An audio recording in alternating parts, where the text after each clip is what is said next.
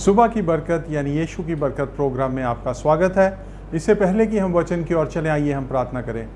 Hallelujah hallelujah hallelujah. पिता परमेश्वर, प्रभु जी यीशु मसीह के नाम में आपके सामने आते हैं और पिता परमेश्वर एक बार फिर प्रभु जी आपके पवित्र आत्मा का मसा चाहते हैं। प्रभु जी पिता परमेश्वर, अपनी ज़ुबान को प्रभु जी, अपने दिमाग को, अपने दिल को पिता परमेश्वर आप ही के हाथों में सौंपता हूँ प्रभु जी, ताकि प्रभु आप मुझे इस्तेमाल करें प्रभु जी और अपने वचन को प्रभु जी अपने लोगों तक पहुंचाएं प्रभु जी।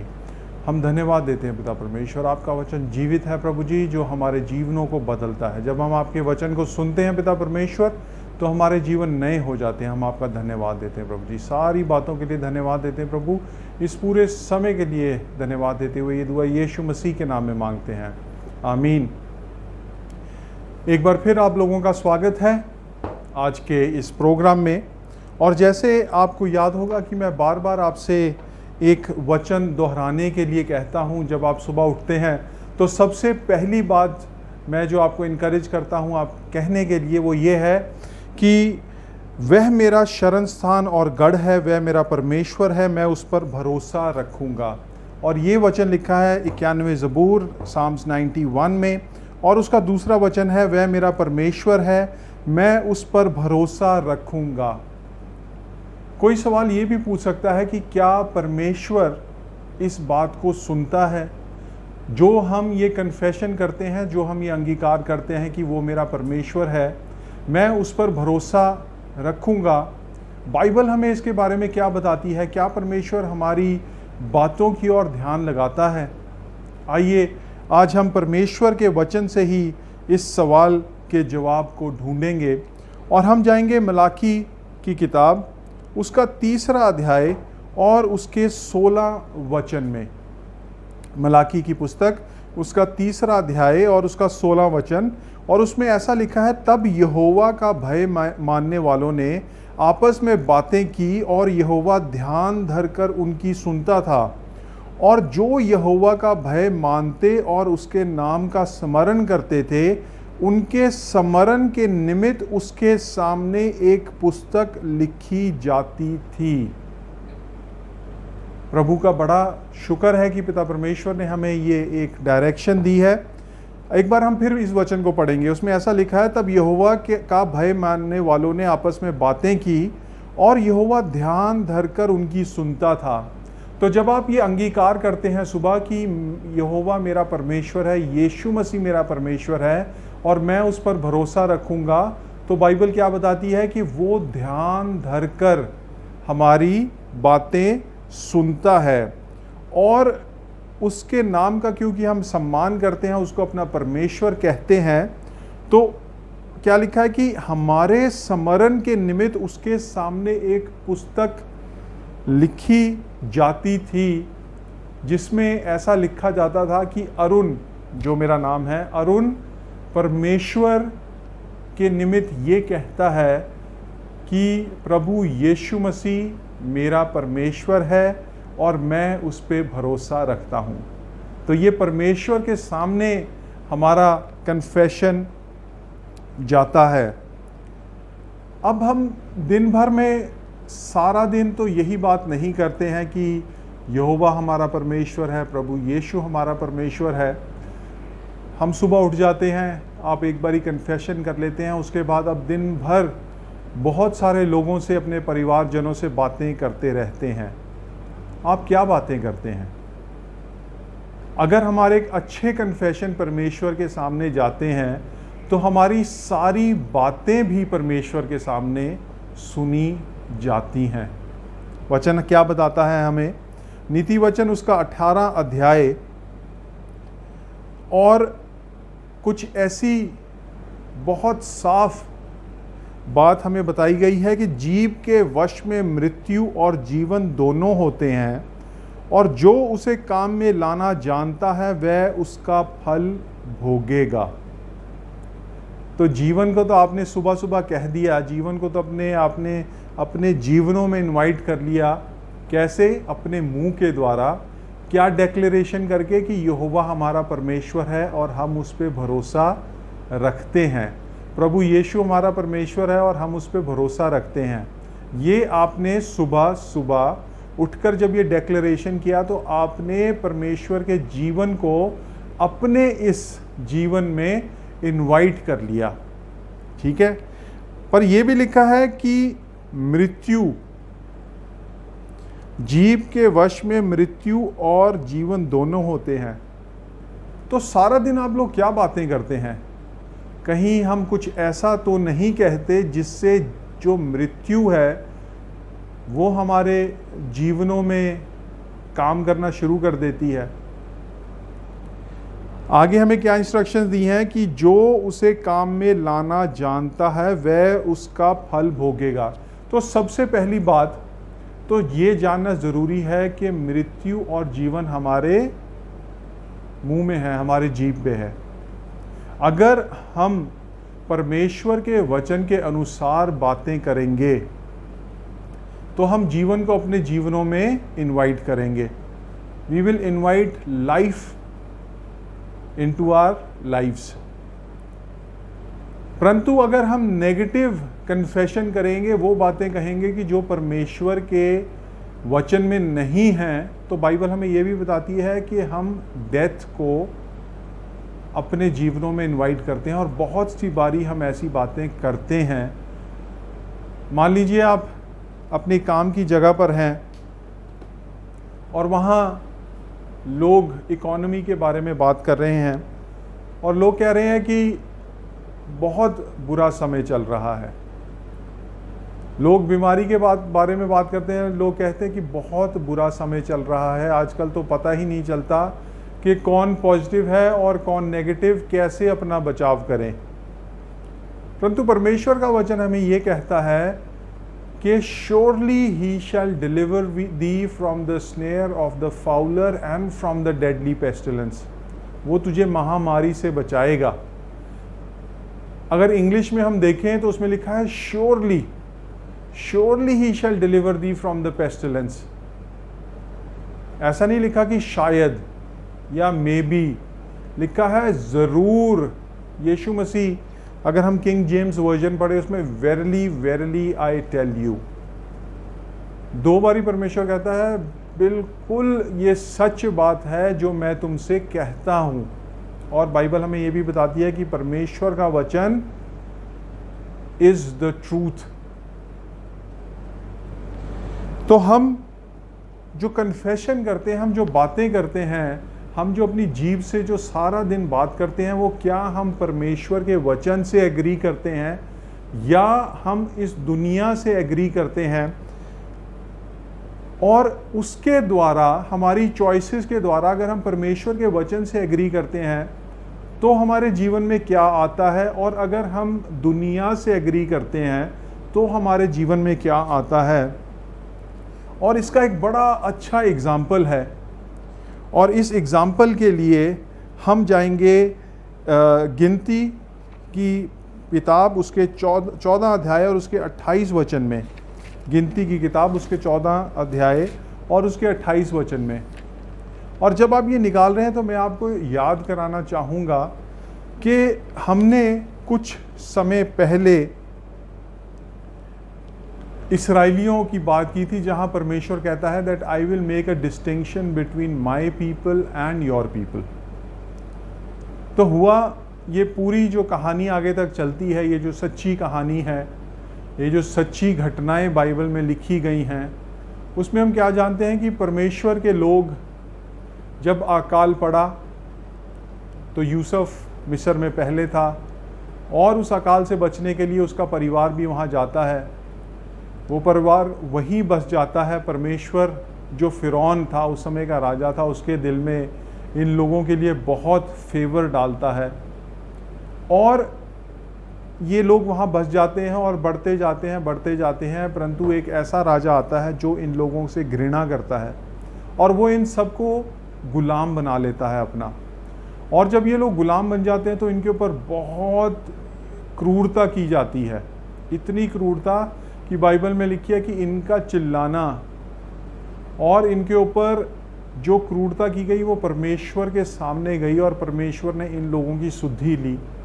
और परमेश्वर इनसे वायदा करता है कि मैं तुम्हें ऐसे देश में ले जाऊंगा जहां पे the land flowing with milk and honey, जहां दूध और शहद की नदियां बहती हैं, जहां पे खाने पीने की कोई कमी नहीं, जहां पे उत्तम से उत्तम वस्तु परमेश्वर ने इन लोगों के लिए रखी थी। और परमेश्वर इनसे वायदा करता है कि ये देश मैं तुम्हें दूंगा। और परमेश्वर इन लोगों को उस देश के बॉर्डर पे ले जाकर खड़ा कर देता है जब मिस्र से निकलने के बाद। और परमेश्वर इनको कहता है, इनको एक इंस्ट्रक्शन देता है कि अब तुम भेजो, अपने जो जासूस भेजो और इस देश की रेकी करो, इस देश में देखो कि देश कैसा है, देश के लोग कैसे हैं, यहाँ पर क्या क्या खाने पीने की वस्तुएं मिलती हैं, वहाँ पे गांव कैसे हैं, वहाँ पे शहर कैसे हैं, लोग वहाँ कैसे रहते हैं। तो ये सारी बातें 13वें वचन में लिखा है, फिर यहोवा ने मूसा से कहा कि कनान देश जिसे मैं इस्राएलियों को देता हूँ उसका भेद लेने के लिए पुरुषों को भेज। और मूसा इन लोगों को इंस्ट्रक्शंस दे के भेजता है। और याद रखिए कि परमेश्वर ने इनको वायदा किया था कि ये देश मैं तुम्हें दूंगा।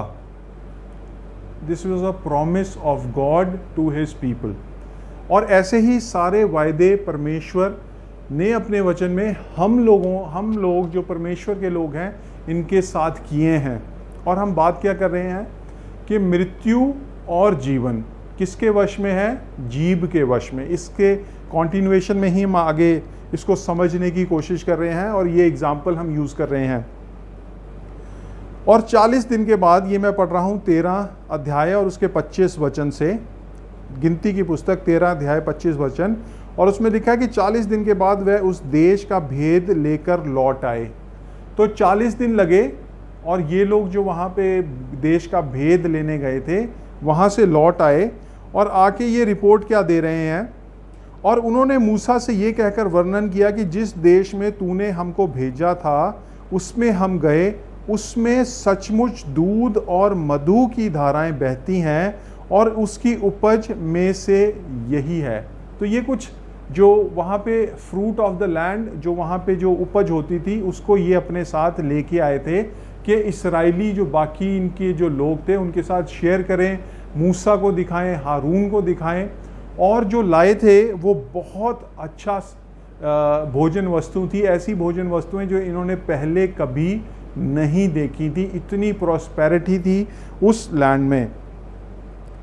परंतु परमेश्वर के वायदे के बावजूद ये लोग क्या कहते हैं, 28 वचन में ऐसा लिखा है, परंतु उस देश के निवासी बलवान हैं और उसके नगर गढ़ वाले हैं और बहुत बड़े हैं। फिर हमने वहाँ अनक वंशियों को भी देखा। दक्षिण में अमालेकी बसे हुए हैं और पहाड़ी देश में हित्ती, यबूसी और आमोरी रहते हैं और समुंदर के किनारे किनारे यर्दन के तट पर कनानी बसे हुए हैं।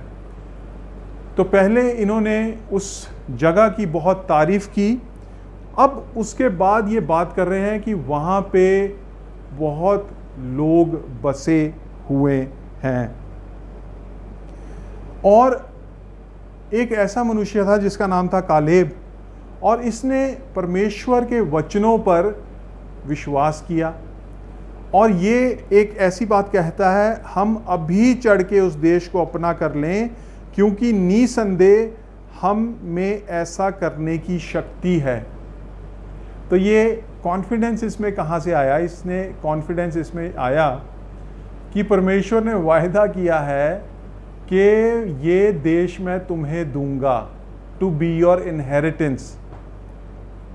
तो ये कॉन्फिडेंस, इसने परमेश्वर की बात सुनी, इसने परमेश्वर के अद्भुत कार्य देखे, इसने देखा कैसे परमेश्वर ने लाल समुंदर को 2 भागों में बांट दिया, कैसे परमेश्वर ने उस लाल समुंदर में सारी मिस्र की सेना का नाश किया, और ये परमेश्वर ने कैसे इनके लिए इतने अद्भुत काम किए। ये उन बातों को याद करता है और ये कॉन्फिडेंस से कहता है कि चलो let's go, let's do it.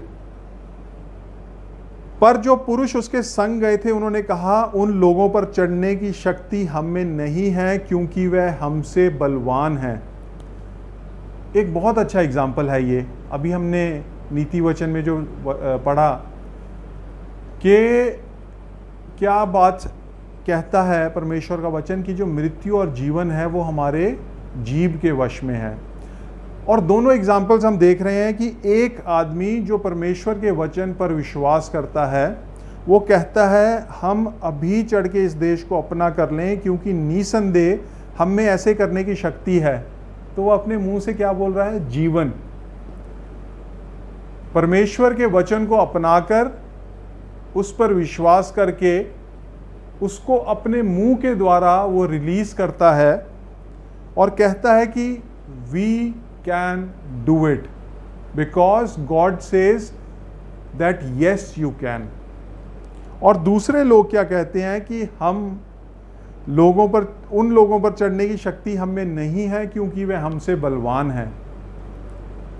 तो ये कुछ लोग भेजे गए थे और एक आदमी ने एक पॉजिटिव कन्फेशन किया और दूसरे लोगों ने जो वहाँ भेजे गए थे, जो पूरा देश में रैकी करके आए थे, ये लोग नेगेटिव कन्फेशन कर रहे हैं। किनके सामने? पूरे इस्राएली लोग सामने खड़े हैं, उनके सामने। एक ने पॉजिटिव कन्फेशन किया, एक से ज़्यादा लोगों ने नेगेटिव कन्फेशन किए। और अब रिजल्ट देखिए, 14 अध्याय उसके पहले वचन में लिखा है, तब सारी मंडली चिल्ला उठी और रात भर वह लोग रोते ही रहे। जिस आदमी ने परमेश्वर के वचन के अनुसार बात की थी उसकी बात ही नहीं सुनी गई, और जिन लोगों ने नेगेटिव बातें आकर कही थी उन लोगों की बात सुनकर, उन लोगों की गलत बातों, जो नेगेटिव बातें थी, उन पर विश्वास करके सब के सब रोने लगे, चिल्लाने लगे।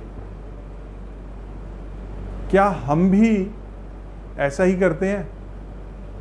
जब हम लोग अपने काम की जगह पर, अपने दोस्तों के बीच में, न्यूज़ चैनल के माध्यम से जो हम बातें सुनते हैं, क्या वो बातें सुनकर हमारे मूड ऑफ हो जाते हैं?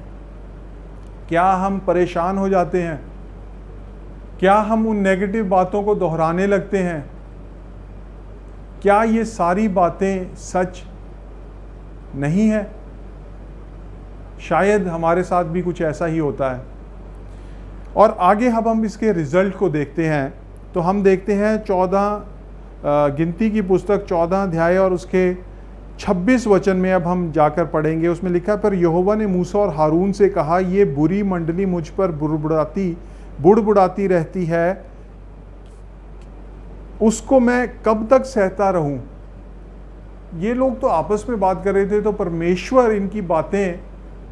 तक इनकी बातें कैसे पहुंची?